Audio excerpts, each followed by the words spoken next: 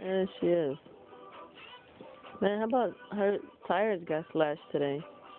Oh, hell no. I don't know. Her right in front of her apartment, like there were a bunch of cars that got their tires slashed. Oh, no. Yeah, only on that sidewalk side, the driver's side. I think it was no, I don't know what side it was on, but it was basically on the driver's side. Yeah.